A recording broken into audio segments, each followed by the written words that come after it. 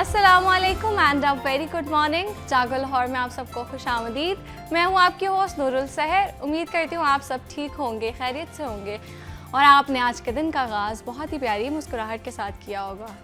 Viewers, वो कहते हैं ना कि जान है तो जहान है, बिल्कुल सेहत है तो सब कुछ है।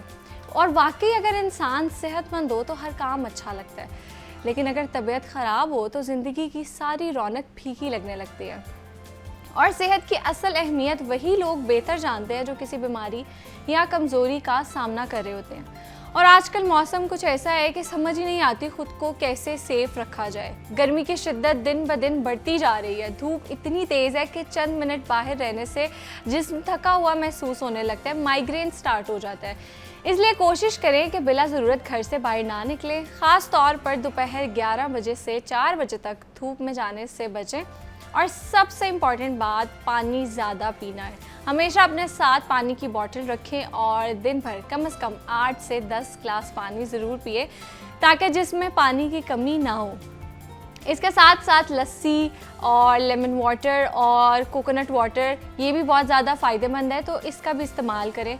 और कपड़े भी ऐसे पहने जो हल्के और आरामदेह हों, जैसे कॉटन के कपड़े, ताकि गर्मी आपको कम महसूस हो। और बाहर जाते वक्त सन ब्लॉक, सनग्लासेस और सर ढांपने का ज़रूर ख्याल रखें ताकि जो धूप है उससे जो आपकी स्किन है वो मुतासर ना हो।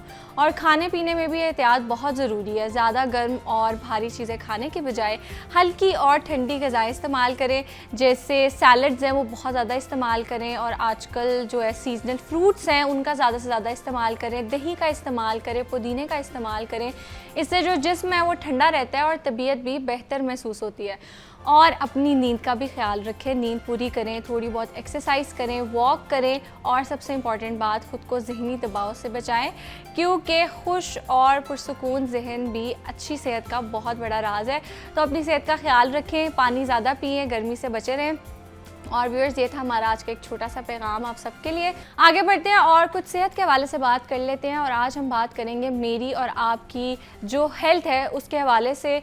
जो हम लोग पूरा दिन बैठे रहते हैं, एक्सरसाइज नहीं करते, तो वर्जिश ना करने की वजह से जो हमारी रीढ़ की हड्डी है उसकी बीमारियां बहुत ज़्यादा आम हो गई हैं। और इन बीमारियों में कमर का दर्द, गर्दन के मोहरों की बीमारियां और ऑस्टियोपोरोसिस बहुत ज़्यादा कॉमन होता जा रहा है। ऑफिस जाने वाले 70% अफराद कमर दर्द का शिकार हो जाते हैं।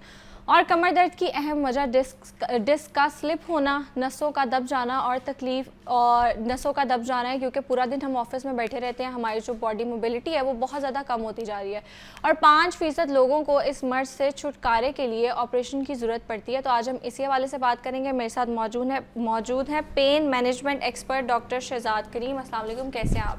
जी बिल्कुल ठीक। अच्छा डॉक्टर साहब, सबसे पहले तो बताएं कि जो यंग लोग हैं उनमें बहुत ज़्यादा कॉमन होता जा रहा है जो बैक पेन है, तो इसकी क्या वजूहत हैं? अच्छा, पहले मैं आपकी तारीफ़ करना चाहूँगा कि आपने जो अभी इंट्रोडक्शन बताया ये बड़ी ज़बरदस्त चीज़ है। हमारे पास पेन से मुतल्लिक, माइग्रेन से मुतल्लिक, हेडेक से मुतल्लिक, बॉडी से मुतल्लिक बहुत लोग आते हैं। अच्छा, जब यही मशवरा देते जो आपने दिया कि धूप में जाने से बचें और पानी ज़्यादा पिएँ, अब जो चीज़ मैं शेयर करना चाहूँगा वो लोग आपसे पूछते हैं कि पानी कितना पिएँ, 2 गिलास पिएँ कि 10 गिलास पिएँ। उसके 2-3 अगर आप कहें तो मैं आपको टिप्स बता देता हूँ कि हमें पानी की कितनी ज़रूरत है। हर बंदे की पानी की मकदार डिफरेंट है। जो बंदा सारे दिन एसी में बैठा रहता है उसको पानी की मकदार और चाहिए, जो सारे दिन मोटर बाइक में फिरता रहता है उसको पानी की मकदार और चाहिए। सिर्फ छोटी सी टिप याद रखें, 30 सेकंड की एक टिप है कि आपने 3 चीज़ों पर नज़र रखनी है। एक ये कि अगर आपने यूरिन का कलर कौन सा है, अगर वो येलोइश है तो पानी की मकदार कम है, अगर उसकी मकदार कम है तो पानी की मकदार कम है, और अगर वो रूटीन से गाढ़ा है तो पानी की मकदार कम है।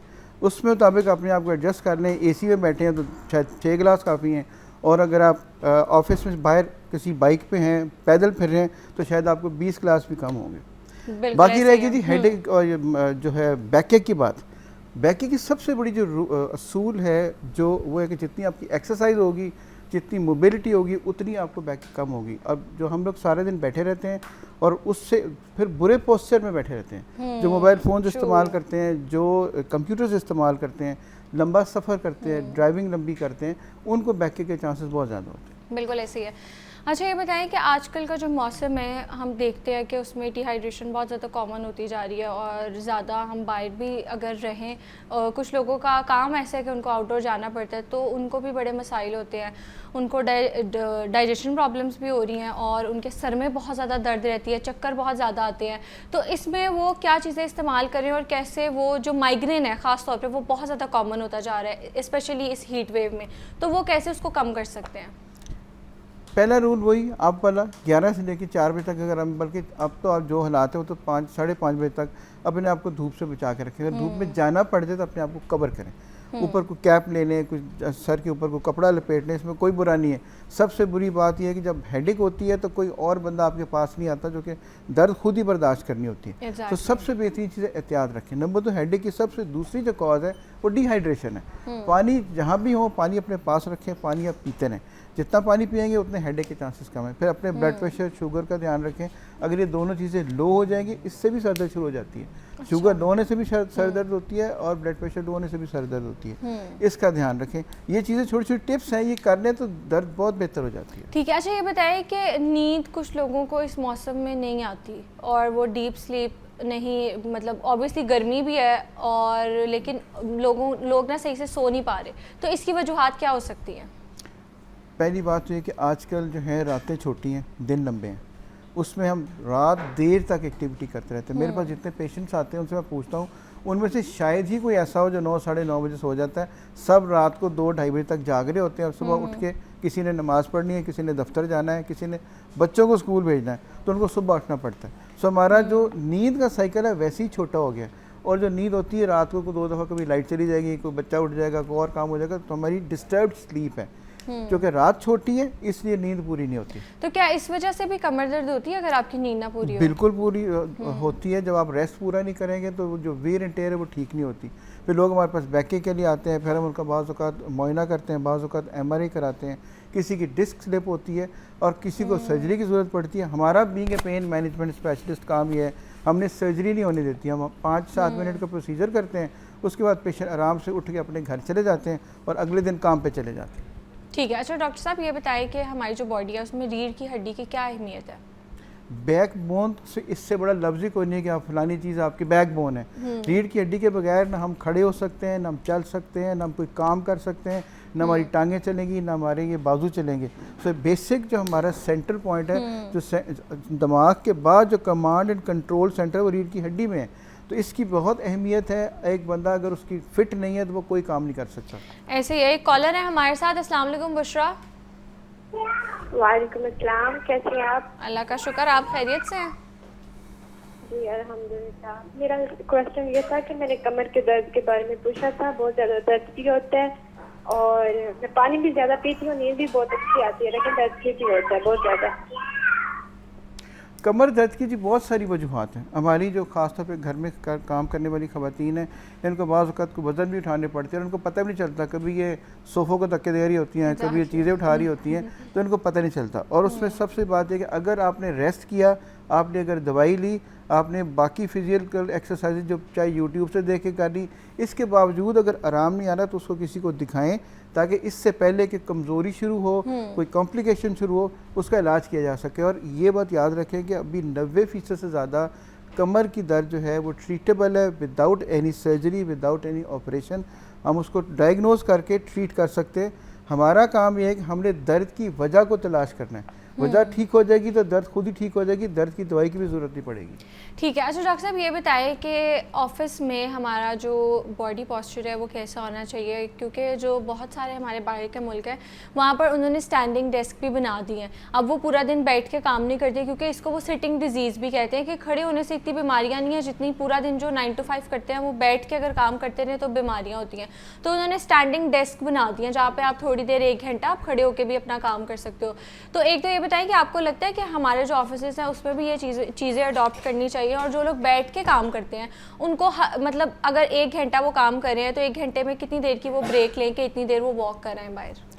एक सिर्फ सिंपल रूल याद रखें, ये वही असूल है जो हमारे घर की बड़ी बूढ़ियाँ अपनी बेटियों को, बच्चों को सिखाती थी। वो वही रूल है पूरे के पूरे हमारी बैक को कंट्रोल करने का। उसका एक जुमला है, वो है sit with your back straight. अपनी कमर को सीधा करके बैठें उसमें से ये इस तरह जो हम कुप निकाल लेते हैं वो कब आ जाता है वो ना हो, गर्दन से लेके कमर तक सीधी कमर हो, आपको बैक के 80% चांस ख़त्म हो जाएगा। Number 2, after every 40 to 60 minutes कोई ऐसा काम करें कि उठ के जाएं, चक्कर लगा के वापस आ जाए, और उठें और चक्कर लगाएं और वापस। और ख़ासतौर पर जो लोग लंबी ट्रैवलिंग करते हैं उनको भी मेरा मशवरा ये होता है कि आप थोड़ी देर बाद गाड़ी रोकें, घंटे डेढ़ बाद जहाँ पे भी आपको रेस्ट एरिया आता है, जहाज़ में है तो उठ के चक्कर लगा के आके वापस बैठ जाएं, दर्द नहीं होगी। और हमारे पास तो सबसे बेहतरीन काम ही नमाज वाला है, उठें जाके नमाज़ पढ़ के वापस आ जाएं, दर्दें आपको बिल्कुल भी नहीं होंगी। अच्छा डॉक्टर साहब ये बताएं कि कमर की दर्द कब डेंजरस हो जाती है? बड़ा अच्छा सवाल है। 3-4 चीज़ें याद रखें। अगर कमज़ोरी होनी शुरू हो जाए टांगों में, पता लगे कि मेरी टांगों में दर्द से ज़्यादा ताकत कम होनी शुरू हो गई है, या चाय खाने का कंट्रोल ख़त्म होना शुरू हो गया है, या आपसे चलना फिरना रोज़मर्रा के काम मुश्किल होते जा रहे हैं और ये सब बढ़ता जा रहा है, तो दैट इज़ द टाइम, इसको हम कहते हैं रेड फ्लैग। ये वो लाल झंडा है जिसको तो आपको फ़ौरन किसी को दिखाना चाहिए, इसको डायग्नोज कराना चाहिए और इसको इलाज कराना चाहिए। इस हद तक ये काबिल इलाज है, लेकिन अगर एक लिमिट से गुजर जाए फिर सर्जरी भी फ़ायदा नहीं देती। बिल्कुल ऐसे ही है। अच्छा ये बताएं कि ख़वातीन जब 40+ होती हैं ना, तो उनमें उनकी जो हड्डियां हैं वो कहते हैं कमज़ोर होने लग जाती हैं, क्योंकि सबसे ज़्यादा विटामिन डी की डेफिशिएंसी भी उनमें ही होती है। तो उसके लिए उनको क्या करना चाहिए जो अर्ली 20s में है, अर्ली 30s में है? कौन से सप्लीमेंट्स लेने चाहिए और डाइट में क्या क्या चीज़ें हैं जो उनको लाजमी ऐड करनी चाहिए? हमारी डाइट में जो सबसे ख़तरनाक चीज़ है ये वो जो हम सिंथेटिक फूड खाते हैं वो सबसे ख़तरनाक है। घर की बनी हुई चीज़ कभी नुकसान नहीं देती। फिर ये फिज़ी ड्रिंक्स हैं, ये नहीं लेने चाहिए। ये जो आर्टिफिशियल ड्रिंक्स हैं, आर्टिफिशियल फ्लेवर्स हैं, ये लेने चाहिए। और थोड़ी सी एक्सरसाइज, कोई आज जैसे यंग हो, आप जैसे यंग लोग हैं, उनको अगर आज इन्वेस्ट करेंगे वो तो जो अपने 40 ईयर्स में उनके काम आएंगी। थोड़ी सी एक्सरसाइज करने, कुछ नहीं हो सकता तो वॉक करने, कमरे के अंदर वॉक करने, छत पे वॉक करने, गली में वॉक करने, अगर साथ में पार्क नहीं है तो आधा घंटा कम से कम रोज़ वॉक करें। पानी की मकदार ठीक रखें, घर का बना हुआ खाना खाएं, जो घर में अल्लाह ने जो भी अवेलेबल आपके फ्रूट्स हैं वो लें, अपने आप को फिट रखेंगे, दर्दें नहीं होंगी। ठीक है। अच्छा ये बताएं डॉक्टर साहब कि जब 40+ हमने बात की कि कौन सी चीज़ें करनी चाहिए, तो अगर कोई 40+ है जो हमें देख रहा है और उनको हड्डियों में बहुत ज़्यादा तकलीफ़ रहती है, तो उनको क्या क्या एहतियाती तदाबीर हैं जो अपनानी चाहिए? देखिए, हड्डियों में सबसे ज़्यादा जो खतरा होता है ना वो होता है हड्डी टूटने का। उसके लिए ऑस्टियोपोरोसिस के टेस्ट होते हैं, वो कराए जा सकते हैं, विटामिन सप्लीमेंट्स लिए जा सकते हैं, दूध लिया जा सकता है, इसके अलावा फ्रूट जितना भी अल्लाह ने तौफीक दी है उसमें फ्रूट लिए जा सकते हैं। फिर वही बात है, आर्टिफिशियल चीज़ें, जितने सिंथेटिक फूड्स हैं, फास्ट फूड्स हैं, फिज़ी ड्रिंक्स हैं, इससे जितना अवॉइड हो सकता है उसको करें। घर की बनी हुई चीज़ें, ऑर्गेनिक चीज़ें लें, पानी की मकदार ज़्यादा रखें, दूध ज़रूर पिएँ ताकि आपकी हड्डियाँ मजबूत रहें। आपको ज़्यादा सप्लीमेंट्स की, ज़्यादा दवाई की ज़रूरत नहीं पड़ेगी। लेकिन अगर आप एक आध सप्लीमेंट ले लेते हैं, इसमें चाहे कैल्शियम के सप्लीमेंट्स हैं, जिंक के सप्लीमेंट्स हैं, उनमें कोई हर्ज नहीं है, लेकिन हर चीज़ की ज़्यादती जो है वो ठीक नहीं है। ठीक है। तो डॉक्टर साहब ये बताएं कि ख़वातीन की तो हमने बात किया, तो मर्दों में उमूमन क्या रीज़न्स होती हैं ऑफिस में पूरा दिन बैठने के अलावा कमर दर्द की? कोई वॉक नहीं है। मैं हर दफ़ा कहता हूँ, मैं अपने हर आने वाले मरीज़ को 2 सवाल पूछता हूँ, आपके खाने और सोने का टाइम है? 99% का जवाब होता है नहीं। आप खुद सोच लें, कमरे में जितने लोग बैठे हैं उनसे पूछ लें। नंबर 2, अगर आपकी सोने का टाइम, इसका आपकी रेगुलर एक्सरसाइज कितनी है? लफ्ज़ रेगुलर एक्सरसाइज है। हम में से 2 दिन हफ्ते में जाएंगे या 1 दिन जाएंगे, उसके बाद कोई भी नहीं जाएगा। अगर ये 2 चीज़ें कर लें, अपने खाने और सोने का टाइम थोड़ा फिक्स कर लें और थोड़ी सी एक्सरसाइज रेगुलर, जैसे हम नमाज़ पढ़ते हैं 20 मिनट भी वॉक करने, तो ये 70% दर्दें हमारे मर्दों में कम हो जाएंगी। और वो चूँकि बैठे रहते हैं, वेट बढ़ जाता है, जब वेट बढ़ता है तो फिर बॉडी का बैलेंस आउट हो जाता है। So that is the reason अक्सर लोगों को दर्दें होती हैं। सिर्फ थोड़ी सी फिट कर लें अपने आप को तो दर्दें कम हो जाएंगी। हराम मगज़ की क्या इंपॉर्टेंस है हमारी बॉडी में? जाते जाते क्विक बताएं हमें। देखिए, हराम मगज़ ही नहीं तो सारा कुछ कंट्रोल करना है। हम ये जो डिस्क स्लिप का ट्रीटमेंट करते हैं वो भी हराम मगज़ के ऊपर प्रेशर जाता है, उसलिए करते हैं। आप सोचें कि अगर यहाँ से गर्दन से हराम मगज़ प्रेस हो जाएगा तो बॉडी सारी नीचे पैरालाइज हो जाती है, दोनों हाथ, दोनों बाजू पैरालाइज हो सकते हैं, और अगर कमर से होगा तो दोनों टांगें पैरालाइज हो सकती हैं। लिहाजा हराम मगज़ की बहुत ज़्यादा इंपॉर्टेंस है। ये तमाम जो डिस्क स्लिप से लेके तमाम चीज़ें हम कोशिश करते हैं हराम मगज़ के ऊपर प्रेशर ना जाए, इसीलिए करते हैं। ठीक है, हम कमर दर्द के हवाले से बात कर रहे थे। मेरे साथ मौजूद थे pain management expert doctor Shahzad Karim Bhatti. Thank you so much for your time. अभी आ लेंगे एक ब्रेक के बाद दोबारा मिलते हैं।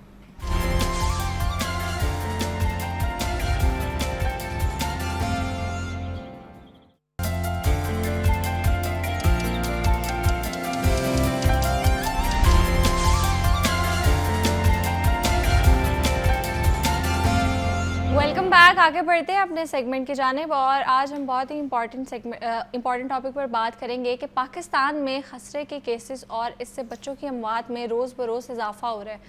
और अगर हम 2026 के इब्तदाई महीनों का डेटा देखें तो अब तक मुल्क भर में 4,541 से ज़ायद तस्दीक शुदा केसेस सामने आ चुके हैं और 71 मासूम बच्चे खसरे की वजह से जान की बाजी हार गए हैं। और सबसे ज़्यादा नुकसान सिंध में हुआ है जहां 40 अमवात हुई हैं, जबकि खैबर पख्तूनख्वा में सबसे ज़्यादा 1,712 केसेस रिपोर्ट हुए हैं। और ये बीमारी इतनी तेज़ी से क्यों फैल रही है और इसका इलाज क्या है, इसी हवाले से आज हम बात करेंगे। मेरे साथ मौजूद हैं चाइल्ड स्पेशलिस्ट डॉक्टर हुज़ैमा बुखारी। अस्सलाम वालेकुम, कैसे हैं जी? आप? वालेकुम सलाम, मैं अल्हम्दुलिल्लाह। डॉक्टर साहब, सबसे पहले तो बताएं कि जो खसरा है ये इतनी तेज़ी से क्यों फैल रहा है? देखिए, जो खसरा है मतलब इसमें एक चीज़ समझनी पड़ेगी कि जैसे एक वायरल इलनेसेस है, बच्चों में वायरल इलनेसेस वैसी बड़ी कॉमन है, लेकिन खसरा एक ऐसी बीमारी है जो कि मतलब इतनी सवेर फैल सकती है कि वो जानलेवा भी साबित होती है। लेकिन अनफॉर्चुनेटली जो सबसे बड़ा मसला आता है खसरे के साथ वो ये है कि वैक्सीन नहीं प्रॉपर हुई होती है। अच्छा। वालिदैन या तो ख़ुद से वैक्सीन नहीं लगवा रहे हैं क्योंकि वो उनका माइंड ये है कि जी वैक्सीन अच्छी नहीं है, या किसी वजह से लापरवाही हो गई और वैक्सीन नहीं लगी हुई है, या पाकिस्तान में अब ये भी देखा गया है कि बच्चों को इतना अर्ली एज में खतरा हो गया कि अभी वैक्सीन का टाइम ही नहीं आया था। अच्छा। क्योंकि नॉर्मली हम अज्यूम ये करते हैं कि बच्चे को माँ से एंटीबॉडीज़ ट्रांसफ़र हो जाती हैं ड्यूरिंग प्रेगनेंसी और वो उसको प्रोटेक्शन देती है 1 साल तक के लिए। लेकिन अगर माँ खुद भी अच्छी, आप कह लें कि उसकी इम्यूनिटी नहीं है या उसको खुद को खतरा नहीं हुआ या खुद भी वैक्सीनेटेड नहीं है, तो वो जो एंटीबॉडीज़ का लेवल है वो बहुत लो होता है या ना होने के बराबर है। और अब ऐसे भी केसेस रिपोर्ट हुए हैं जो 6 महीने की उम्र से भी कम उम्र बच्चे थे। तो इस वजह से ये खसरा जो है वो मतलब उसका एपिडेमिक देखने में आया है। और इससे पहले भी तकरीबन हर साल ही आपको पता है सर्दियों के एंड में और गर्मियों के आप कह लें स्टार्ट से पहले ये इसकी वबा आती है और बड़ी तेज़ी से फैलते हैं खसरे की बीमारी। ठीक है। अच्छा डॉक्टर साहब, ये बताएं कि इसके जो अर्ली सिम्टम्स हैं वो क्या होते हैं और हम कैसे आइडेंटिफाई करेंगे कि ये चिकन पॉक्स नहीं है? देखें, जो इनिशियल सिम्टम्स हैं वो अक्सर आप कह लें कि ओवरलैप होते हैं, मतलब वही सिम्टम दूसरी वायरल इलनेस के भी हैं, वही खसरे के भी हैं। उसमें क्या कहते हैं फ्लू होता है, उसमें आँखों रेड हो सकती हैं, आँखों में से पानी आ सकता है, नज़ला हो सकता है, ज़ुकाम हो सकता है, उसके बाद जो है खांसी हो सकती है, सांस लेने में दुश्वारी हो सकती है। जब ये अपने पीक पे सिम्टम्स आते हैं तो उसके बाद जो है रैश अपीयर होना स्टार्ट हो जाता है। अब खसरे का जो रैश है वो स्टार्ट होता है चेहरे के पास से या गर्दन के पास से, पूरी बॉडी में फैलता है। जबकि आपने चिकन पॉक्स स्पेसिफिकली पूछा है, उसके रैशेस ज़रा डिफरेंट है। अच्छा। स्टार्ट वो भी तकरीबन ऐसे ही होता है, ठीक है, कि गले खराब से, खांसी से, फ्लू से, आंखों में। अच्छा, डिफरेंस क्या है दोनों के रैशेस उसके रैशेस में ये होता है कि रैश अपीयर होता है खसरे का स्पेसिफिकली आपके चेहरे पे, ठीक है, और फिर वो पूरी बॉडी में फैल जाता है। जबकि चिकन पॉक्स का जो रैशेस होते हैं वो स्टार्ट होते हैं डिफरेंट क्रॉप्स में, एक और हर क्रॉप का जो आप कह लें कि 3 से 4 दिन का एक पीरियड होता है, वो रेडनेस के साथ स्टार्ट होता है, फिर वो थोड़ा सा आप कह रहे हैं उसका थोड़ा सा वो सूजता है, फिर उसमें पस पड़ जाती है, फिर उसकी पस निकल के वो थोड़े ब्लैक एंड काले हो जाते हैं, और यूँ करके इनकी डिफरेंट आती हैं और 7 से 10 दिन ये काम जारी रहता है। खसरे में जो रैश है वो रेडन ही रैश होता है और उसमें कोई ऐसी पस या वो चीज़ नहीं होती है, और वो पूरी, हाँ एक उसकी रेयर फॉर्म है हेमोरेजिक मीजल्स जिसमें उसमें ब्लीडिंग होती है, लेकिन वो रेयर है, वो मतलब बहुत कम देखी जाती है, कोई 1000 खसरे में से। अच्छा डॉक्टर साहब, ये बताएं कि किस उम्र तक हमें इसके हिफाजती टीके लगवा लेने चाहिए बच्चों को? देखिए, नॉर्मली अगर आप EPI के स्केड्यूल को देखें तो वो 9 महीने पे पहला लगता है, उसके बाद 15 महीने पे लगता है, और एक डोज और रिकमेंडेड है जो कि 4 से 6 साल पे है। और अभी जो नई गाइडलाइंस आ रही हैं वो तो ये भी कह रही हैं कि 10 साल के बाद भी एक बूस्टर दे देना चाहिए। लेकिन फिलहाल EPI में 2 तो आपकी मौजूद है, एक आपकी 9 महीने वाली और एक आपकी 15 महीने वाली। कोशिश यही करनी चाहिए कि इनको एज पर स्केड्यूल ही लिया जाए और इसी तरह ही फॉलो किया जाए। लेकिन किसी वजह से अगर बच्चे की वैक्सीन नहीं लग सकी है तो आपको अपने करीबी पीडियाट्रिशियन से या किसी पीडियाट्रिशियन से मशवरा करना चाहिए, और वो आपको एक स्केड्यूल बना देगा उसका कि उसको कम से कम भी 4 साल की उम्र तक 2 डोजेस चली जानी चाहिए। ठीक है। अच्छा डॉक्टर साहब ये बताएं कि जो खसरा है क्या वो हमारे जो जिस्म के बाकी ऑर्गन्स हैं उस पर भी इफ़ेक्ट कर सकता है? बिल्कुल कर सकता है, आपके हेड टू टो वो इफ़ेक्ट करता है। और खसरे की जो मोर्टेलिटी है यानी कि उससे जो अमवात का ताल्लुक़ है उसकी बड़ी वजह यही होती है। स्पेशली जो सबसे एक ख़तरनाक एक कॉम्प्लिकेशन देखी गई है वो खतरे इसके क्या कहते हैं साथ है नमोनिया, यानी कि लंग्स पे इफेक्ट बिल्कुल करता लंग्स पे इफेक्ट करता है और उसके साथ बच्चे का सांस भी लेना दुश्वार हो जाता है और फिर उसको ऑक्सीजन की ज़रूरत पड़ती है और वर्स्ट सिनेरियो पे वेंटिलेटर की भी ज़रूरत पड़ सकती है। अच्छा। उसके अलावा भी आपके हार्ट पे इफ़ेक्ट कर सकता है, आपके ब्रेन पे इफ़ेक्ट कर सकता है, आपके डिफरेंट ऑर्गन्स पे इफ़ेक्ट कर सकता है, आपके बाकी जगह भी वो फैल सकता है। लेकिन ज़्यादा जो कॉमन देखा गया जिससे अमवात हुई है अभी भी वो खतरे की वजह से नमोनिया या एंसेफेलाइटिस जिसको ब्रेन की इन्फेक्शन बोलते हैं। तो वो किस तरह होती है और उसमें क्या होता है जो आपने बोला ब्रेन की इन्फेक्शन? देखें वो बेसिकली यही होता है कि जो खसरा होता है वो स्प्रेड कर जाता है, वही वायरस ब्लड के थ्रू ट्रेवल करके ब्रेन में पहुंचता है और ब्रेन में जाके कॉम्प्लिकेशन कर देता है। और वो टेक्निकली कोई भी वायरस कर सकता है, लेकिन ये जो है क्या कहते हैं मीजल्स का वायरस ये इस मामले में काफ़ी नोटोरियस यानी बदनाम है कि वो ये काम कर सकता है और इसकी मोर्टेलिटी बहुत हाई है। अगर खुदा न खास्ता बच्चे को ये हो जाता है तो उसमें सर्वाइवल के चांसेस 50-50 हैं। ठीक है। अच्छा ये बताएं कि कितने दिन तक ये स्प्रेड कर सकता है और कितने दिन हैं जो बड़े क्रिटिकल होते हैं स्टार्ट वाले? देखिए शुरू के 2-3 दिन में तो आपको मैंने बताया खांसी, नज़ला, ज़ुकाम, बुखार वगैरह होता है बच्चे का, आंखों में से पानी वगैरह। 3-4 दिन के बाद रैश अपीयर होता है। फिर जब रैश अपीयर होता है तो रैश अपीयर के 2 या 3 दिन के अंदर बुखार सेटल कर जाता है और फिर रैश जो है वो 4 दिन चल के उसके बाद वो भी सेटलमेंट की तरफ चले जाते हैं।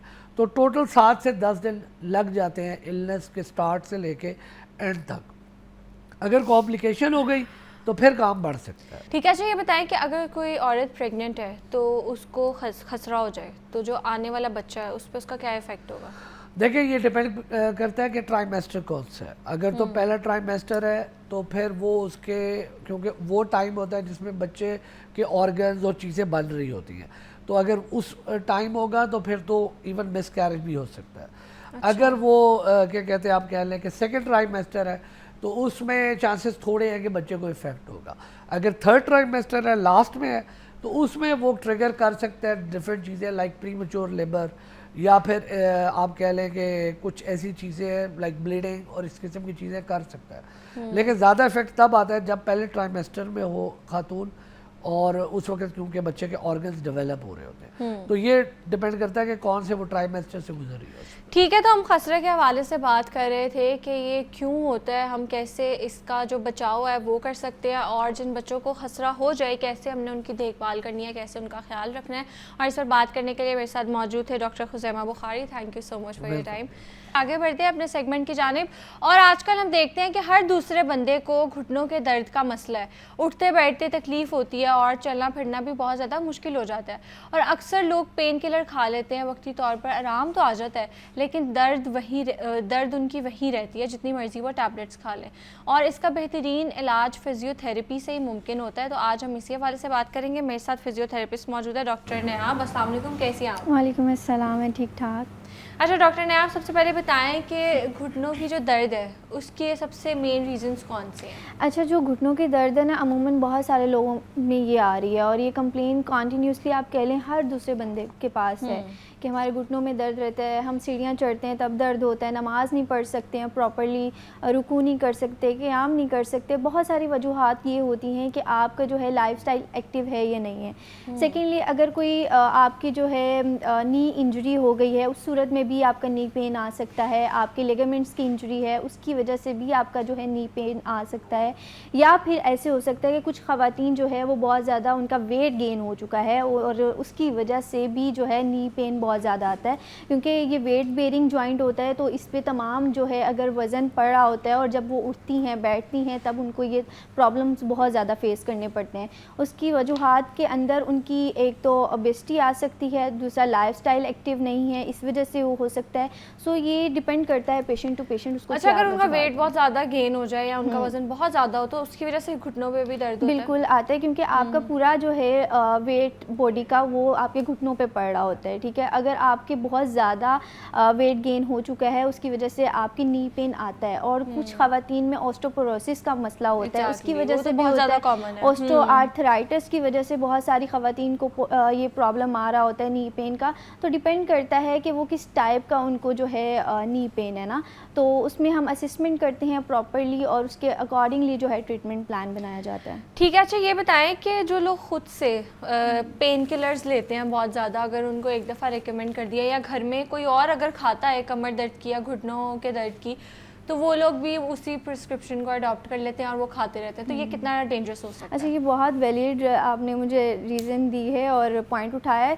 बेसिकली हर दूसरा बंदा ना यूट्यूब पे वीडियोस पे बहुत रिलाई करता है। लाइक हम लोग किसी की ये नहीं देखते कि हमारे लिए सूटेबल है या नहीं है, वो बस कहते हैं कि अगर इसको आराम आ गया ना तो मुझे भी आ जाएगा। एक ही प्रिस्क्रिप्शन पे सारा खानदान दवाई लेके आता है। डिपेंड करता है हर पेशेंट की अपने मैकेनिज़्म है, बॉडी है और स्ट्रक्चर है, और हाइट के अकॉर्डिंगली आपका जो वेट है वो देखा जाता है और उसके अकॉर्डिंगली ट्रीटमेंट प्लान्स बनाए जाते हैं कि आया आपको ये फॉलोअप करवाना है या नहीं करवाना। इसीलिए कभी भी कोई वीडियोस देखकर कोई चीज़ फॉलो ना करें। हाँ, करनी भी है तो वो डॉक्टर के कंसर्न से करें। क्या अगर, क्योंकि ट्रीटमेंट जब आपका चल रहा होता है ना तो उसमें डॉक्टर्स भी रिकमेंड करते हैं कि आप ये वीडियोस देख लें ताकि आपके लिए इजी हो जाए घर पे करने के लिए, लेकिन वो पहले आपको डॉक्टर से कंसर्न करना बहुत ज़रूरी है। बेसिकली मैं लेइंग पोजीशन में बता रही हूँ, किसी को भी अगर कोई प्रॉब्लम है, फॉर एग्जांपल अगर उसको घुटनों में बहुत ज़्यादा दर्द रहता है, उठने बैठने लेटते हुए भी इवन रेडिएट कर रही होती है पेन, तो आपने क्या करना है कि जो पेशेंट है उसने लेटना है, आप लेट जाएं।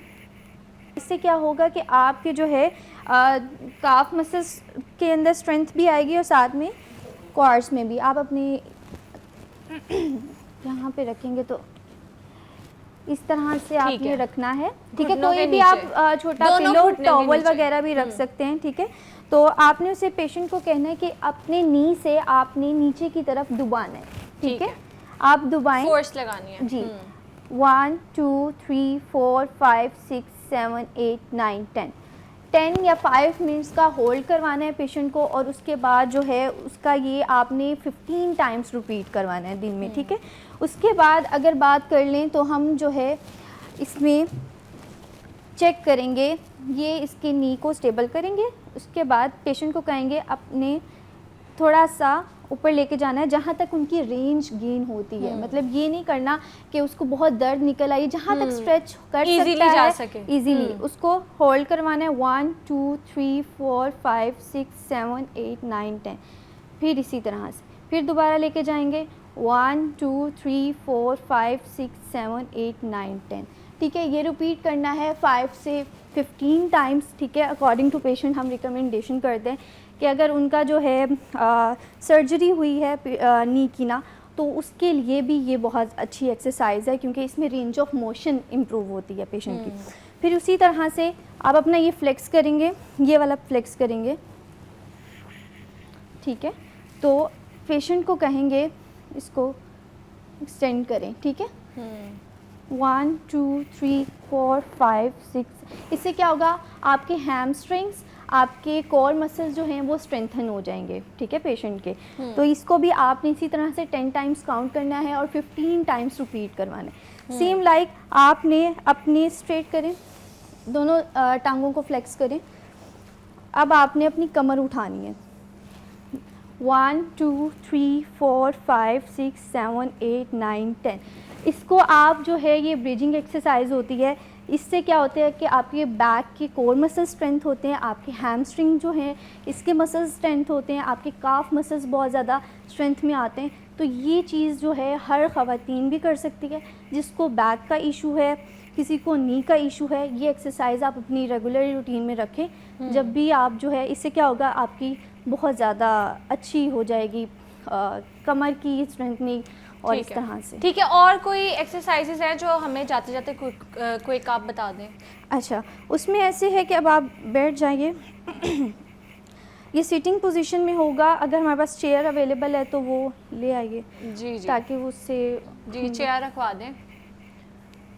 हमें आप जल्दी से बता दें और कौन सी एक्सरसाइज। क्योंकि इसमें क्या होता है कि जो पेशेंट होता है ना, उसको अमूमन जो है बैठते हुए भी बहुत पेन आती है, मतलब जाहिर है सिटिंग पोजीशन में भी आपका नी पेन बहुत निकल आता है। तो उसकी वजह से जब आपने बैठना है ना, कुछ लोग नहीं लेट सकते हैं, मतलब इतना नहीं लेट कर सकते हैं, तो वो बैठ कर भी एक्सरसाइज ईजिली कर सकते हैं कि उनसे ये करने के बाद जो है उनका नी पेन जो है बहुत ज़्यादा एग्जैक्टली ऐसे ही। और अक्सर हम पूरा दिन ऑफिस में भी बैठे रहते हैं, 9 to 5 करते हैं, जिसकी वजह से कमर में बहुत दर्द रहता है, स्पेशली हमारी टांगों में, लोअर बैक में। तो उसके लिए भी एक्सरसाइजेज बहुत अच्छा। अब आपने देखना है कि हमारा पोस्चर बहुत ज़्यादा इंपॉर्टेंट होता है, ठीक है।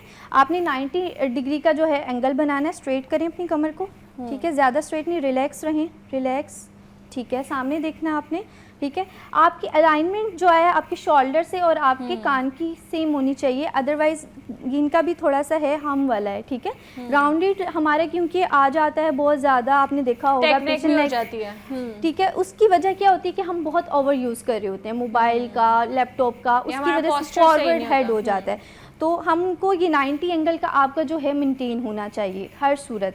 उसके अलावा आपने क्या करना है कि अगर हम नी की करें तो आपने कोई भी पिलो लेना है, टॉवल ले लें, उसको रोल कर लें, आपने दरमियान में करना है, ठीक है।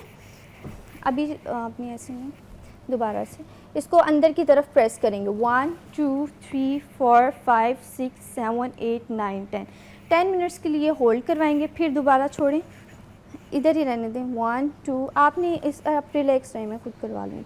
1 2 3 4 5 6 7 8 9 10, ठीक है। हमारे पास ये बड़ा पिलो है, अगर आपके पास छोटा है तो वो ज़्यादा बेहतर रहेगा, ठीक है, वरना फिजियो बॉल्स मिलती हैं और हमारे पास और भी इक्विपमेंट्स होते हैं जिसको हम यूज़ कर सकते हैं। उसके अलावा जो है अगर आप कह लें कि बहुत ज़्यादा आपकी नेक में दर्द रहता है, ठीक है, तो आपने ये नेक स्ट्रेच देना होता है। 1 2 3 4 5 6 7 8 9 10। इससे क्या होगा कि आपके जो है यहाँ के मसल्स बहुत ज़्यादा जो स्टिफ हुए हुए हैं, दर्द रहती है और उसकी बहुत ज़्यादा रिलैक्समेंट हो जाएगी और स्ट्रेंथनिंग हो जाएगी। ठीक है, तो हम बात कर रहे थे जो पूरा दिन हम बैठे रहते हैं उसकी वजह से हमारे जो सर्वाइकल पेन है वो भी हो जाती है, हमारी लोअर बैक में दर्द होती है, और स्पेशली आज हमने बात की है घुटनों के दर्द के हवाले से कि इसकी वजूहात क्या हैं और घर में आप कौन सी एक्सरसाइजेज हैं जो ईजिली कर सकते हैं। और इस पर बात करने के लिए मेरे साथ मौजूद थी physiotherapist doctor Nayab. Thank you so much for your time. अब यहाँ लेंगे एक ब्रेक के बाद दोबारा मिलते हैं।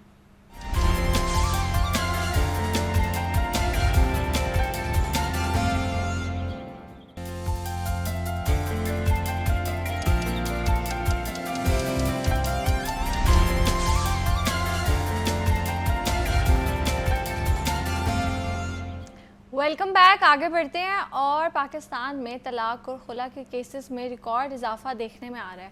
हालिया रिसर्च और अदालती डेटा के मुताबिक गुज़श्ता 5 सालों में तलाक और खुला के केसेस में 35% तक इजाफा हो चुका है और इस वक्त इस्लामाबाद में रोज़ाना 300 से ज़ायद केसेस रिपोर्ट हो रहे हैं, यानी फैमिली अदालत के हर 1 घंटे में तकरीबन 38 जोड़े अलग होने की दरख्वास्त दे रहे हैं।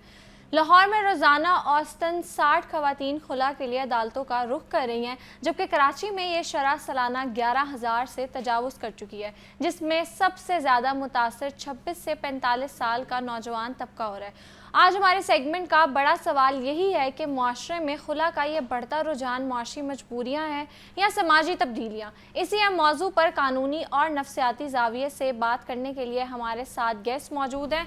मेरे साथ मौजूद है माहिर नफ्सियात डॉक्टर काशिफ फराज। अस्सलाम वालेकुम, कैसे हैं आप? जी वालेकुम सलाम, मैं ठीक हूँ जी। और साथ साथ मेरे साथ लॉ एक्सपर्ट मौजूद हैं कुरतुल अनवर। अस्सलाम वालेकुम, कैसे हैं आप? वालेकुम अस्सलाम, मैं खैरियत से।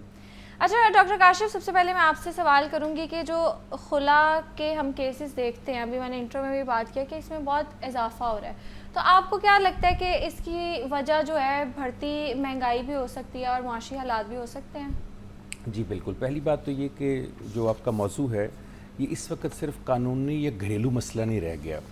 इस वक्त तलाक या खुला एक नफ्सियाती, मुआशी, समाजी, इखलाकी और डिजिटल बहरान की शक्ल इख्तियार कर गया है।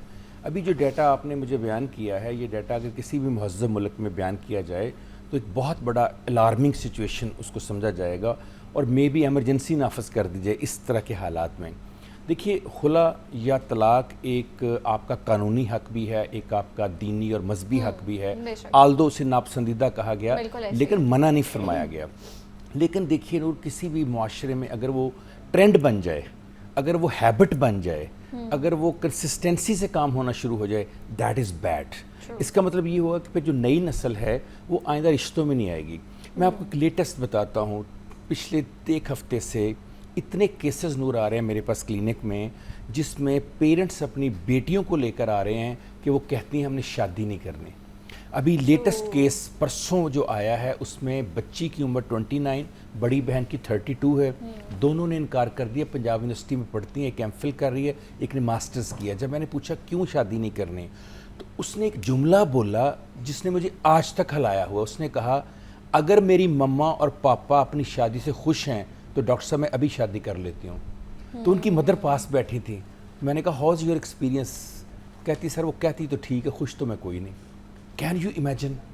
जब पेरेंट्स से आप ये लर्निंग करेंगे तो फिर कैसे वो बच्चियां या बच्चे जो हैं वो अपनी लाइफ के अंदर रिश्तों को निभाना सीखेंगे। अच्छा कुरतुलैन, आपसे जानूंगी कि अदालतों में जो केसेस आते हैं खुला के, जैसे कि मैंने स्टार्ट में भी रिपोर्ट किया, काफ़ी ज़्यादा हैं और ख़वातीन भी दायर जो करती हैं खुला के केसेस, तो ज़्यादातर रीजंस क्या होती हैं उनके पीछे?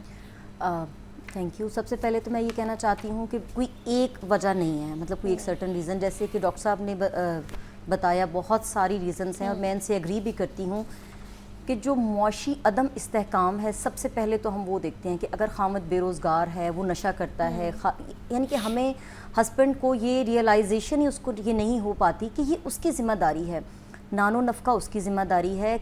औरत खुला से भी पहले जो चीज़ मांगती है वो नानो नफ़का होता है, यानी कि उसको जो उसका राइट है कि घर में बैठी खातून को उसके सारे राइट्स, फाइनेंशियल राइट्स, उसको घर प्रोवाइड किया जाए, उसको खाना प्रोवाइड किया जाए, उसका जो ट्रीटमेंट है वो होना चाहिए, ऐसे ही उसके बच्चों की एजुकेशन है। तो बेसिकली ये वो रीज़न्स हैं। और बाकी जो रीज़न्स हैं उसमें तशद्दुद एक बहुत बड़ी रीज़न है जो कि खुला की मेन वजह भी बनती है कि आप हाइपर हो गए। मोस्ट ऑफ़ द टाइम जैसे हम देखते हैं कि सोसाइटी में ड्रग्स बहुत ज़्यादा फैल रही हैं, आपने देखा होगा, और जो ड्रग्स हैं ये इंसान को इमोशनली डिस्टेबलाइज कर देती हैं। तो उसके बाद वो इतनी उसके अंदर समझ बूझ नहीं होती कि वो ये सोच सके कि उसने बीवी पे मारना है, उसने हाथ उठाना है, नहीं उठाना है, क्या कहना है किसी को, क्योंकि वो अपने होशो हवास में ही नहीं होता ना। तो दूसरी बड़ी वजह तशद्दुद है। और तीसरी वजह मेरे ख्याल में इनकम्पैटिबिलिटी है, यानी कि अदम मुताबिकत। जब फैमिलीज़ रिश्ता करती हैं, जब शादी की जाती है लड़का लड़की, तो उनकी ज़हनी हम आहंगी को देखना बहुत ज़रूरी है। बल्कि अनफॉर्चुनेटली हमारी सोसाइटी में ये होता है कि हम लोग जो हैं, हमारी तरजीहात मुख्तलिफ हैं।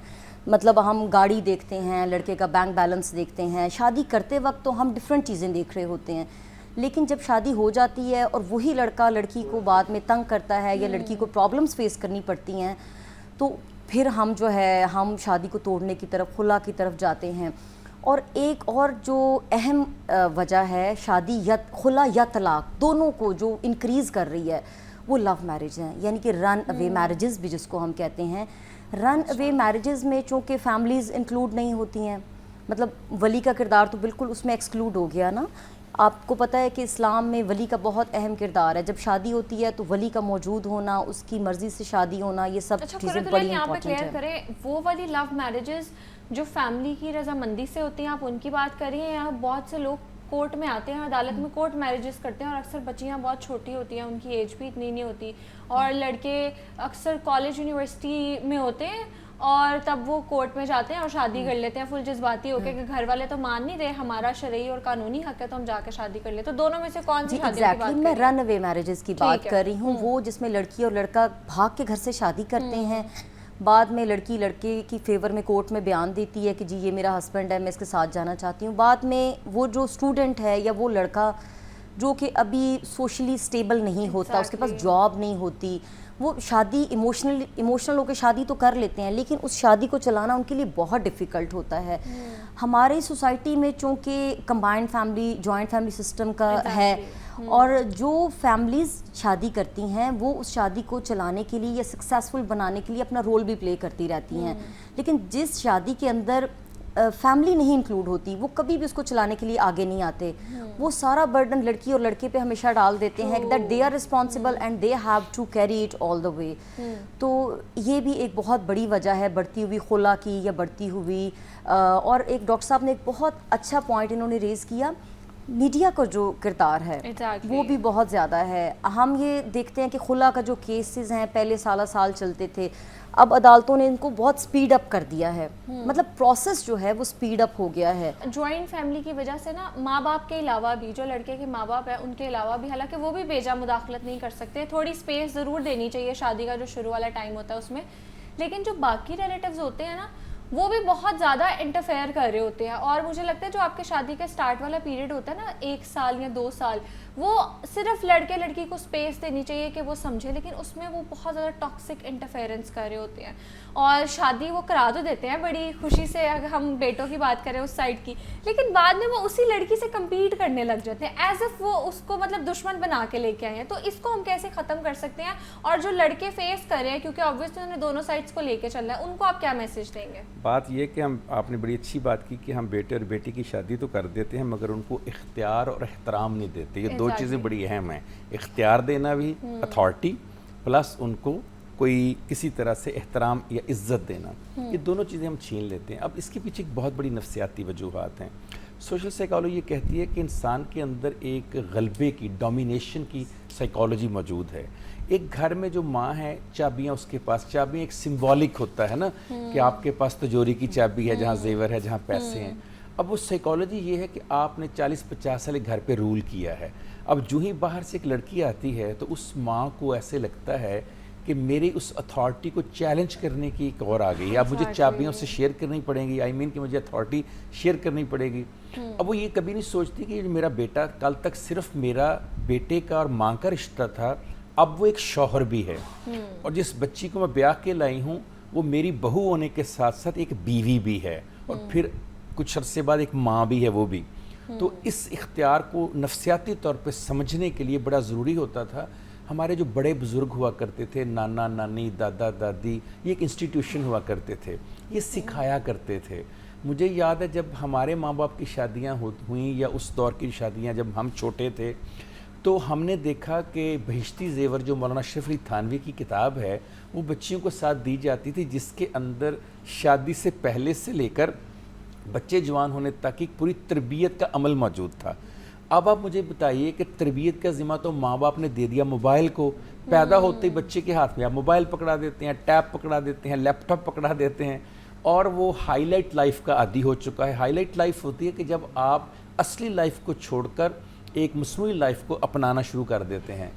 आप नूर, हम उनकी बात कर रहे हैं ना, ज़रा अपनी बात करते हैं। मैं और आप अपनी कौन सी तस्वीर सोशल मीडिया पे लगाते हैं जो हमसे हद से ज़्यादा ना मिलती हो? Exactly. अगर हम अपनी ओरिजिनल सबसे ज़्यादा परफेक्ट हो।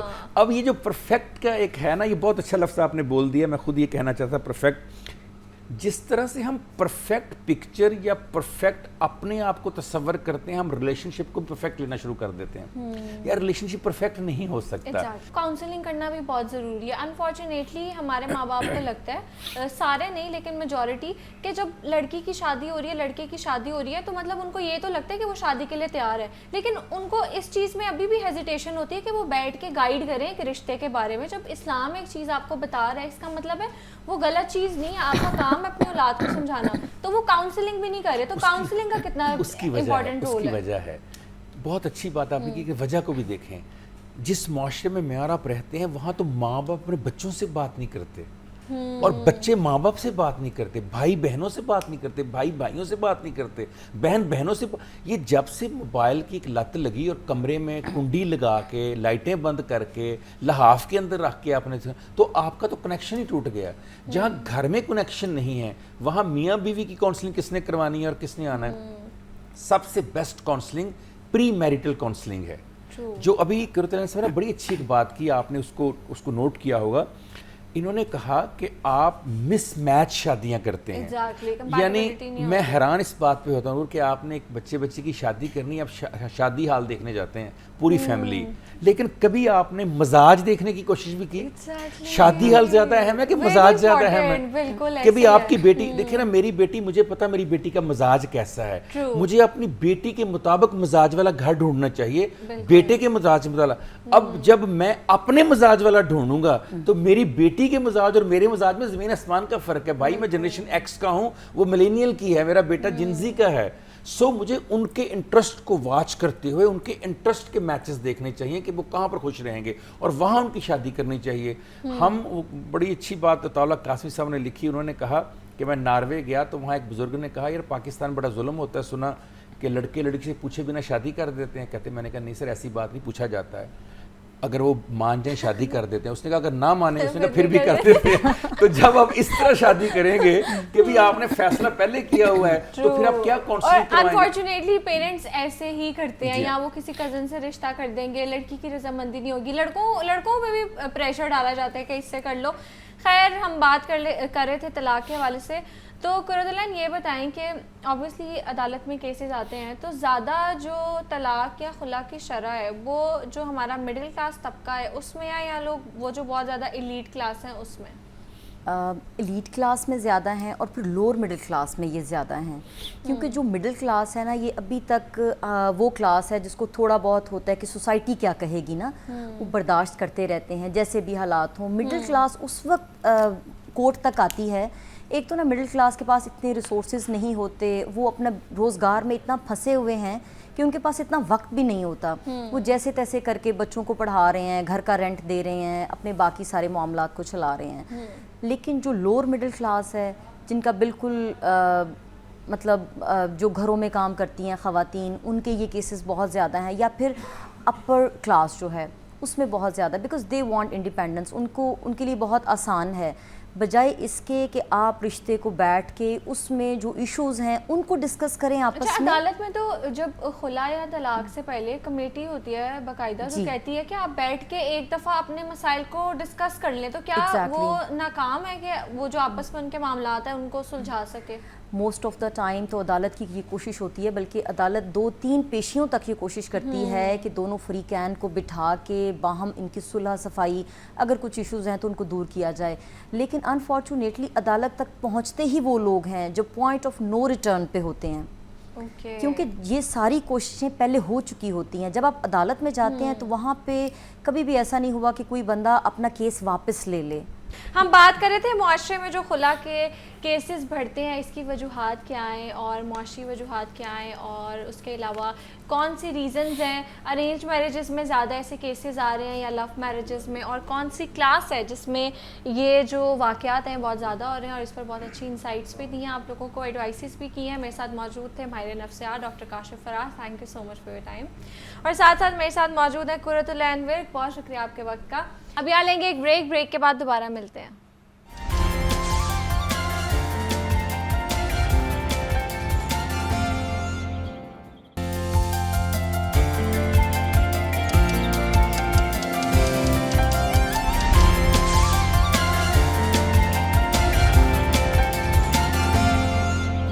आगे बढ़ते हैं अपने सेगमेंट की जानिब। और दुनिया के तारीख़ी ममालिक में शहरों के गिर्द दीवारें तामीर की जाती थी, जैसे स्पेन के शहर कर्तबा जाएं, फ्रांस जाएं या चाइना। वहाँ इनके शहरों की खासियत ये थी कि इनके गिर्द दीवारें थी और दीवारों की हदूद में पूरे शहर आबाद होते थे। लाहौर के गिर्द भी दीवार तमीर की गई थी जिसके अंदर मुख्तलिफ मज़ाहिब के लोग रिहाइश पजीर थे, जिनके खाने, रस्म व रवाज और सकाफ़त मुख्तलिफ थी। और आज भी लाहौर के अंदरून इलाकों में ये दिलकशी मौजूद है। लाहौर दुनिया के दीगर शहरों से इसलिए भी मुख्तलिफ है क्योंकि ये शहर लिविंग म्यूज़ियम है। लाहौर शहर में मुख्तलिफ अदवार में मुख्तलिफ मज़ाहिब और कौमों ने अपना हिस्सा डाला है, जिसकी वजह से लाहौर आज एक बहुत बड़ी विरासत है। मुख्तलिफ तारीख़दान हमेशा कहते हैं कि अंदरून लाहौर एक मोहल्ले की तरह, यहाँ की गलियाँ तंग हैं लेकिन यहाँ रहने वालों के दिल बहुत बड़े हैं। तारीख़ी और सकाफ़ती अहमियत के हवाले से 2021 में दुनिया के 2000 शहरों में से लाहौर को 92 नंबर पर रखा गया था, जो आई गेस पहला नंबर होना चाहिए था क्योंकि ये शहर इस काबिल भी है। और लाहौर की सकाफ़ती, अदबी और तारीख़ी हैसियत के पेश नज़र पंजाब हुकूमत को ऐसा क्या करना चाहिए कि लाहौर को टूरिस्ट के लिए पुरकशिश बनाया जाए। आज के सेगमेंट में हम गाफिर शहजाद से जानेंगे कि लाहौर में अंदरून लाहौर के अलावा कौन से इलाके हैं जिनको बहाल किया जा सकता है, इन पर काम किया जा सकता है, और इस पर बात करेंगे। अस्सलाम वालेकुम गाफिर साहब, कैसे हैं आप? बहुत शुक्रिया जी, आपने एक मौका दिया मुझे इस हवाले से बात करने का। Thank you. वेलकम। अच्छा, सबसे पहले तो बताएं कि ना यूजुअली लोगों को लगता है कि ये जो लाहौर की तारीख़ है ना वो सिर्फ अंदरून शहर के गिर्द आबाद है या उसके अंदर आबाद है, उसके अलावा कोई शहर नहीं है या उसके अलावा कोई तारीख़ी मकामात नहीं है। तो इस हवाले से बताइए कि अंदरून के अलावा भी कौन से तारीख़ी मकामात हैं? ये जो आप बात कर रहे हैं कि लोगों को लगता है कि लाहौर के अलावा दीवार के अंदर ही लाहौर है, वो इसलिए भी लगता है कि जो दीवार के अंदर लाहौर है वो 1000 साल तो नॉन हिस्ट्री है उसकी, है उससे भी कदीम, तो इस वजह से वो फोकस भी होता है। बाकी शहर चूँकि इसके गिर्द स्कैटर हुआ है, स्प्रेड हुआ है, तो इस वजह से, और वो जो स्प्रेड हुआ है या डेवलपमेंट हुई है वो मोस्टली हैफेज्ड हुई है, यानी जो एक मास्टर प्लान बनाया भी गया मुख्तलिफ औकात में वो उसके मुताबिक चल नहीं सका। मिसाल के तौर पर जब ये फ़र्स्ट टाइम अयूब खान के दौर में इसकी मास्टर प्लानिंग शुरू की थी, इसकी स्प्रेडिंग की, तो उसमें यही सोचा था कि जो सर्कुलर गार्डन है इसके इर्द गिर्द जो सड़क है ये फर्स्ट रिंग रोड होगी, उसके बाद फिर एक सेकंड रिंग रोड और फिर थर्ड रिंग रोड। हमने सेकंड और थर्ड को छोड़ दिया और एक बड़ी रिंग रोड हमने बना ली और ये सोचा कि लाहौर अब इसके अंदर समा गया हुआ है। तो इस वजह से जो विजुअली कनेक्ट कर पाते हैं ना एक सिटी को आप होलिस्टिकली, वो हम कर नहीं पाते, तो वो आके फोकस होता है वही दीवारों के अंदर। लेकिन इसके अलावा भी जाहिर है उसके इमीडिएट जो सराउंडिंग है, ख़ास तौर पे वर्ल्ड सिटी के जो ब्रिटिश पीरियड का या सिख पीरियड का लाहौर है वो दैट इज़ वेरी इंपॉर्टेंट। यानी लाहौर से इस तरफ आप बाहर निकलते हैं जो ग्वाल मंडी का या ये सारा एरिया है या उधर शाम नगर की तरफ जाते हैं, ये सारे हिस्टोरिकल प्लेसेस हैं, या बागबानपुरा की तरफ जाते हैं, अगरचे वो मुग़ल सिटी का ही हिस्सा रहा था लेकिन वहाँ पे आबादकारी उसके बाद हुई है। वहाँ बहुत सारे मोनूमेंट्स हैं, बहुत सारी ऐसी जगह हैं जिनको कनेक्ट होना चाहिए और पता चलना चाहिए, लेकिन वो चूँकि किसी लेआउट में नहीं है प्रॉपर तरीके से, तो जो हमारे जितने भी टूरिस्ट आते हैं या जो दिलचस्पी रखते हैं उनको प्रॉपर ऑर्गेनाइज इन्फॉर्मेशन नहीं मिलती। अब ये जो आप पॉलिसी की बात कर रहे हैं ना टूरिस्ट डिपार्टमेंट की, तो मैं समझता हूँ कि उनके लिए बहुत ज़रूरी है। हालांकि इसके ऊपर यास्मीन लारी की एक किताब है लाहौर इलस्ट्रेटेड गाइड, ठीक है, बहुत अच्छी किताब है, यूनेस्को ने बनवाई थी, अवेलेबल है सॉफ्ट कॉपी भी, लेकिन उसके अंदर जितने भी मॉन्यूमेंट्स हैं अंदरून लाहौर के बाहर के वो सारे उन्होंने डॉक्यूमेंट किए हैं, उनकी जो ट्रू हिस्ट्री है, उनकी डेट्स वगैरह, उनके बनाने वाले का नाम। अब ज़रूरत यह है कि उस इंफॉर्मेशन को जो टूरिस्ट है उस तक पहुंचाना है, और ये उस तक पहुंचाने का काम बेसिकली टूरिज़्म डिपार्टमेंट को संभालना चाहिए। उसे ये चाहिए कि वो इन्फॉर्मेशन जो है वो आपके मोबाइल ऐप के ऊपर उसको कन्वर्ट करें, ताकि जब मसलन मैं शालामार बाग जाता हूँ, मेरे पास अगर ऐप है तो मैं देखूंगा कि ये शालामार बाग तो है, ये तो सबको पता है, लेकिन इसके 1-2 किलोमीटर के हाथे में और कौन कौन से मॉन्यूमेंट्स हैं वो मुझे वहाँ से मतलब वॉकिंग डिस्टेंस का भी पता चले। वो तब ही हो सकता है कि अगर एक ऐप बना ली जाए, और हमारी जो गवर्नमेंट है वो हर मामले में ऐप बना रही है और इन्फॉर्मेशन दे रही है और वेरी सक्सेसफुल। तो ये भी अगर बनाएंगे आप और वहाँ खड़े हो के, एक तो ये है ना कि शालामार पर एक इन्फॉर्मेशन डिस्प्ले हो कि यहाँ से जी इतने वॉकिंग 10 मिनट्स पे 15 मिनट्स पे ये और ये रूट बनता है। एक ये है कि आपके पास अगर ऐप है तो उसमें आप हिस्ट्री इन्फॉर्मेशन ये सारी चीज़ें दे सकते हैं, और अक्सर गाइड की भी जरूरत नहीं पड़ेगी क्योंकि हर चीज़ डिजिटलाइज हो जाएगी। अच्छा, दूसरा फ़ायदा ये है कि हर बंदा अपनी पसंद की चीज़ पे एक्सेस कर सकेगा, वरना तो आप अगर मसलन एक किताब है तो आपको सारी खंगाल के तो फिर अपनी दिलचस्पी की चीज़ लेनी पड़ती है। इसमें ये होगा कि आप अपनी मर्ज़ी का वो करें। अच्छा, इसमें जो मेजर कैटेगराइजेशन है वो भी टूरिज़्म डिपार्टमेंट को ये करनी चाहिए कि मतलब बुनियादी तौर पे 3 सतह पे बन जाती है। एक तो रिलीजियस टूरिज़्म है जिस पे गवर्नमेंट काम कर रही है, उसमें ज़्यादातर श्राइन्स और मॉस्क हैं, जैसे दाता गंज बख्श अली अजमेरी का नीला गुंबद, ये रिलीजियस टूरिज़्म है। इनका जो टूरिस्ट है वो डिफरेंट किस्म का है।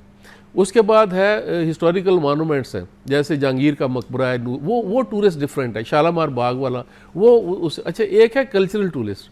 कल्चरल टूरिस्ट की दिलचस्पी है कल्चर के साथ, और वो कल्चर ज़्यादातर मेलों के साथ, उर्स के साथ, और वो अंदरून लाहौर के साथ वाबस्ता है।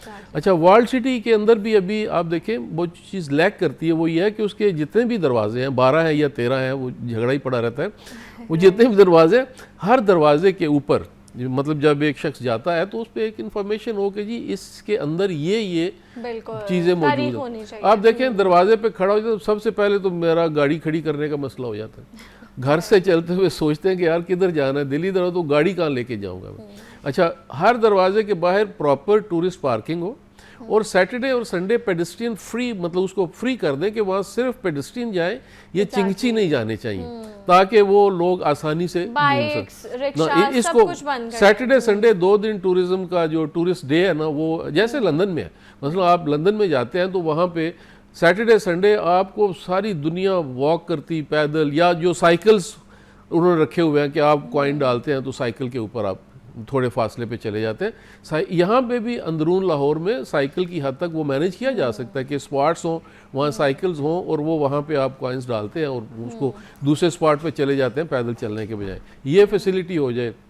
दूसरा इंफॉर्मेशन बोर्ड, साइन बोर्ड, और ये तीसरा ऐप वाला अगर हो जाए। चौथा ये है कि इनको ना एक रूट बनाना पड़ेगा, जैसे इन्होंने सोचा था कभी कि दिल्ली दरवाजे से मरियम ज़मानी मस्जिद तक वज़ीर ख़ान से होते हुए एक रॉयल ट्रेल बनाएंगे। अच्छा, वो रॉयल ट्रेल का हमें वो शाही इतना सारा वो हमारे सर पे सवार हुआ, मतलब पब्लिक की तरफ हम जाते ही नहीं है, उसे पब्लिक ट्रेल बनाए। वाह, मतलब रॉयल ट्रेल क्या मतलब है? तो वो आप मुख्तलिफ ट्रेल्स बनाएं कि अगर आपने दिल्ली दरवाजे से दाखिल होना है तो आप किन किन पॉइंट से जाएंगे, अगर आपने लाहौरी दरवाजे से दाखिल होना है, अगर आपने टकसाली से जाना है, अगर आपने वो जो मस्ती गेट है या जकी गेट, यानी वो, और वो रूट डिफ़ाइन हो, उसकी जो पेवमेंट्स है वो खुद ही आपको गाइड कर, जैसे आपकी रोड के ऊपर जैसे वो लेन्स डिफ़ाइन करती जाती है, इसी तरह से वो आपको डिफ़ाइन करती जाए कि ये ऐसे, यानी आपने गलियों में नहीं जाने की ज़रूरत, बिल्कुल ऐसे ही है। और मुझे लगता है कि इस पर बड़ी डिटेल में बात होनी चाहिए और हम इस सेगमेंट को कंटिन्यू भी करेंगे किसी दिन, और जो मुख्तलिफ प्रोजेक्ट्स चल रहे हैं उसके साथ इसको इंटरलिंक भी करेंगे। बहुत शुक्रिया गाफिर साहब आपका। आपका भी बहुत शुक्रिया, ये बड़ा अच्छा प्रोग्राम है, ये अवेयरनेस का भी है और आप लोग बहुत मेहनत भी कर रहे हैं। बिल्कुल ऐसे ही है। All right, that's it for today. मिलते हैं कल इंशाल्लाह। अपना बहुत ज़्यादा ख्याल रखिएगा। अल्लाह हाफिज़।